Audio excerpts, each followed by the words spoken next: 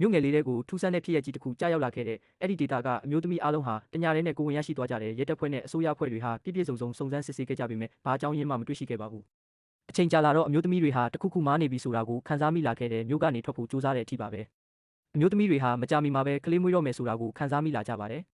အချိန်တူကလေးငယ်များထွက်ပေါ်လာခဲ့ဆေးရုံတစ်ခုတည်းတွင်ပင်အော်ဟစ်နာကျင်မှုများကြားမှလှုပ်ဝက်နဲ့အလှပဆုံးကလေးတစ်ယောက်ပြီးတစ်ယောက်မွေးဖွားလာခဲ့သည့်အားလုံးငြိမ်သက်သွားချိန်တွင်အေးချင်းချက်ကတိတ်တဆိတ်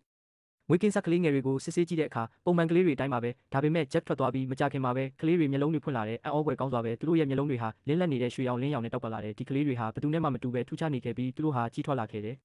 နှစ်နှစ်အတွင်းမှာပဲကလေးတွေဟာပုံမှန်ထက်အရန်ကိုမြန်မြန်ဆန်ဆန်တိုးတက်ခဲ့ကြတယ်သူတို့ထက်အသက်ကြီးတဲ့ကလေးတွေကိုကြော်လွန်သွားခဲ့ကြတယ်တနေ့မှာတော့မိန်းကလေးငယ်တဦးကတင်းပေါင်နှက်ရက်ပြီးထူးဆန်းတဲ့အတန်နဲ့ကျမရောက်လာပါပြီလို့ပြောတယ်အဲ့ဒီနေ့မှာပဲမိဘတွေကတင်သွင်းလာခဲ့ကြတယ်ကလေးတွေကြောင်းလိုက်ပူပြီးစကားတွေပြောနေတော့ရုတ်တရက်မီးတွေမိတ်တုံဖြစ်လာတယ်သူရှိုအမျိုးသမီးရဲ့စောင့်ကြည့်ရေးကင်မရာကပုံတွေတောင်ပြက်လာတယ်ကလေးတွေအားလုံးကတင်းပေါက်ကိုကြည့်ကြတယ်ကျောင်းကိုရှောက်လာကြတဲ့ကလေးနှစ်ယောက်ကိုမေးမြန်းရမှာတယောက်ကတော့ဘာမှမဖြစ်ကြောင်းအေးဆေးစွာဖြေကြားခဲ့ပါတယ်အပြင်လူမျိုးသမီးတဦးကကလေးမလေးတယောက်ကိုခေါ်လာခဲ့ပါတယ်။ကျောင်းဝတ်စုံလဲရမှာလဲထူးဆန်းတဲ့ကလေးတွေဝိုင်းအောင်နေခဲ့ကြတာအတော်လေးထိတ်လန့်စရာကောင်းခဲ့ပါတယ်။ခွေးကလေးကြောက်လန့်စွာအော်ဟစ်ပြီးကျိုးပြက်ကထွက်ပြေးလာသည့်ကလေးတွေမော့ကြည့်တော့ခွေးကလေးကတုံရီကတလန်းမြပင်မလုပ်ရဲတော့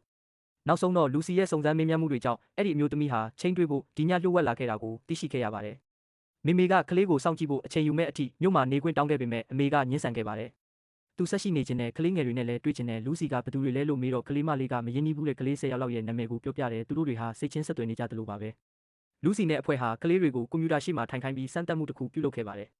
ကလေးမလေးတယောက်ပန်းသီးရွေးချလိုက်တာနဲ့ကြံတဲ့ကလေးတွေလည်းလျင်မြန်စွာပန်းသီးကိုပဲရွေးချယ်ခဲ့ကြတယ်အချိန်ချင်းရွေးချပြီးတဲ့နောက်မှာအခြေအနေကအတူတူပဲဒါဟာပုံမှန်မဟုတ်ဘူးလို့လူစီကဆုံးဖြတ်လိုက်တယ်ဘယ်ကလေးမဆိုအတစ်တစ်ခုကိုတင်ယူလိုက်တိုင်းကြံကလေးတွေလည်း